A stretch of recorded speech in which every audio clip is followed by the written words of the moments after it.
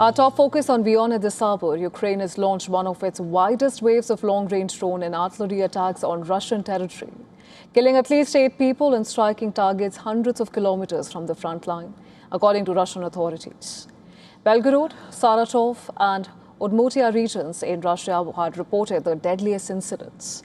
3 people were killed in shelling in Belgorod near the Ukrainian border, while 2 others died after a drone strike hit a residential building in the Saratov region. In Russia's Udmurtia region, more than 1,000 kilometers from the battlefield, 3 people were killed when a drone struck a civilian vehicle. Russian authorities also reported that Ukrainian drones targeted a Wildberries warehouse in Samara region, which is 800 kilometers from Ukraine's forward positions, triggering a fire.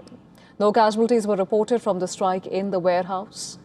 Meanwhile, Moscow said that its air defense systems has intercepted 635 Ukrainian drones overnight and described it as one of the largest drone attacks carried out by Ukraine in recent months. Ukraine has increasingly expanded its long-range strikes on Russian military, energy and economic infrastructure. Ukrainian authorities state that such strikes are a legitimate response to continued Russian aggression. Kyiv maintains that the continued strikes will increase pressure on Moscow to return to negotiations.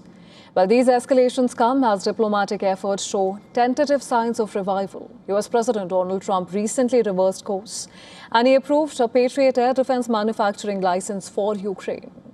Meanwhile, US Secretary of State Marco Rubio told a leading American news network that Washington is actively exploring opportunities to restart peace talks between Russia and Ukraine, even as fighting on the ground continues unabated. Efforts over the next few weeks to see if we can't restart talks between the two sides and bring this war to an end. But we also understand that both sides have some pretty strong red lines, and until we can bring those red lines a little closer together, we're not going to be there yet. But we're ready to go, and the president's told his team, if you see an opportunity to be a force that brings about some momentum behind peace talks, let's do it.